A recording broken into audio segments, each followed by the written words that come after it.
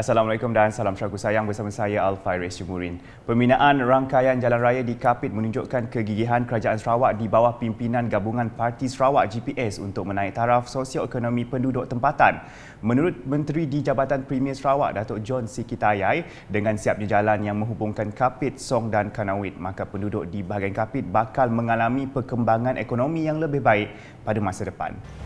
Kali ini sambutan Hari Keputraan Duli Yang Maha Mulia Tuanku diadakan di bahagian Kapit, di mana sebelumnya ini hanya boleh dilawati menaiki bot ekspres dari Sibu. Tetapi kini boleh dikatakan kebanyakan pengunjung dan tetamu yang datang ke Kapit menggunakan kenderaan darat. Beliau menjelaskan demikian semasa berucap pada Majlis Jamuan Teh bersempena sambutan perayaan Hari Keputeraan Rasmi Kebawah Duli Yang Maha Mulia Seri Paduka Baginda yang di-Pertuan Agong ke-16 di Kapit Town Square pada Isnin. Katanya lagi ini adalah bukti kerajaan di bawah pimpinan Premier Sarawak, Datuk Patinggi Tan Sri Dr. Abang Abdul Rahman Zohari Tun Datuk Abang Openg memandang serius berkenaan perihal memajukan negeri ini. Dalam pada itu, beliau menegaskan sokongan padu rakyat Sarawak kepada kerajaan GPS sememangnya menyumbang kepada kestabilan politik di negeri ini.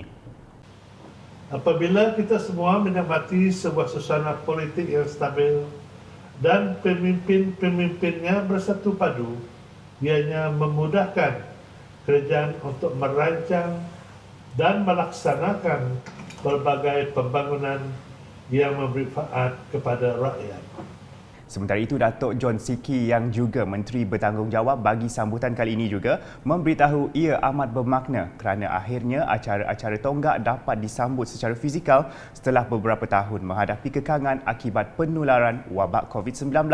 Sehubungan itu, beliau menzahirkan penghargaan atas kepercayaan yang diberikan kepada Kapit untuk menjadi tuan rumah bagi sambutan perayaan Hari Keputeraan Rasmi Kebawah Duli Yang Maha Mulia Seri Paduka Baginda yang di-Pertuan Agong ke-16 pada tahun ini. Sambutan perayaan Hari Keputeraan Rasmi Kebawah Duli Yang Maha Mulia Seri Paduka Baginda yang di-Pertuan Agong ke-16 peringkat Negeri Sarawak tahun 2022 di Kapit melabuhkan tirainya menerusi penganjuran persembahan citra musikal. Konsert yang diadakan pada malam Isnin itu telah disaksikan lebih 1,000 warga Kapit yang terdiri daripada pelbagai kaum dan agama. Mereka berkumpul di Kapit Town Square bagi menyaksikan hiburan daripada artis-artis tempatan yang mempersembahkan nyanyian dalam pelbagai bahasa. Antara penyanyi yang hadir membuat persembahan ialah Chen, Olivia C, Ramles Walter, Ricky Anderson dan Bob Yusof sambil diiringi persembahan musikal daripada kumpulan orkestra Prodigy. Selain itu, konsert pada malam itu turut mempersembahkan drama tari yang memaparkan kehidupan masyarakat Iban pada masa dahulu. Menteri di Jabatan Premier Sarawak merangkap Menteri Bertanggungjawab Datuk John Sikitayai serta isteri Datin Melia Galen turut meluangkan masa menyaksikan konsert tersebut. Sejurus selepas persembahan selesai, beliau bersama Div-Div Kehormat serta penduduk tempatan bergerak ke Kapit Waterfront bagi menyaksikan demonstrasi bunga api. Pertandingan karaoke dan fashion kanak-kanak telah menyerikan lagi hari ketiga sambutan Pesta Matu 2022 yang diadakan di tapak pesta itu pada Isnin. Seramai 8 peserta final karaoke dan 8 peserta pertandingan fashion kanak-kanak telah membuat persembahan masing-masing di mana ia dilihat sebagai satu cabaran untuk mereka menonjol di khalayak ramai dan menambah keyakinan ketika berhadapan masyarakat. Berakhir saingan juara bagi kategori pertandingan karaoke dimenangi Nazirul Manaf. Naib juara milik Zuki Mok dan tempat ketiga dirangkul Taha Arifin. Ketiga-tiga pemenang ini akan membuat persembahan pada Malam Kebudayaan pada 8 Jun nanti. Sementara itu, Aina Fakira Ramlan muncul juara kategori fashion kanak-kanak manakala Nur Khairin Malaika Muhammad Nur Firdaus muncul naib juara. Hadiah kepada para pemenang telah disampaikan Timbalan Menteri di Jabatan Premier Sarawak, Integriti dan Ombudsman, merangkap Ahli Dewan Undangan Negeri Adun Jemoreng, Datuk Mursyid Diraja Dr. Juanda Jaya. Agensi Anti Dadah Kebangsaan AADK bahagian Mukah dengan kerjasama Kelab Sukan dan Rekreasi Balingian telah menganjurkan kejohanan mini futsal Balingian dan Gawai 2022 bertempat di gelanggang serbaguna Kampung Pulat pada Sabtu. Wakil Ahli Dewan Undangan Negeri Adun Balingian, Cik Ghazali Arbi dalam ucapannya berkata penganjuran seperti ini amat digalakkan bagi mengelakkan kecenderungan masyarakat khususnya golongan belia terhadap aktiviti yang tidak sihat seperti pengambilan dadah.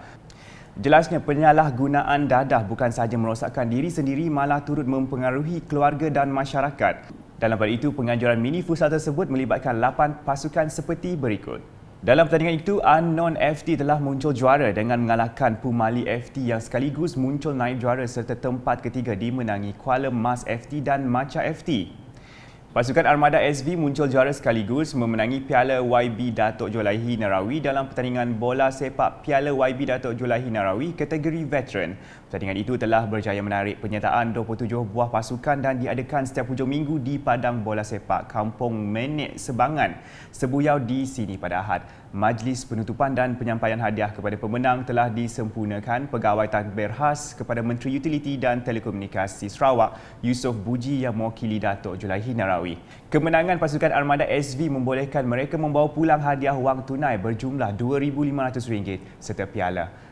Naib juara dimenangi Tedong melancar dengan membawa pulang wang tunai RM1,500, manakala tempat ketiga pula dimenangi pasukan Yanzan FC yang membawa pulang wang tunai berjumlah RM1,000. Sementara tempat keempat dimenangi pasukan Kaslap yang membawa pulang wang tunai berjumlah RM500. Sekian edisi tengah hari bersama saya Al-Faris Jemurin. Berita lebih lanjut boleh didapati di semua platform media sosial UKAS termasuk portal ukas.sarawak.gov.my dan UKAS channel di YouTube. Salam UKAS.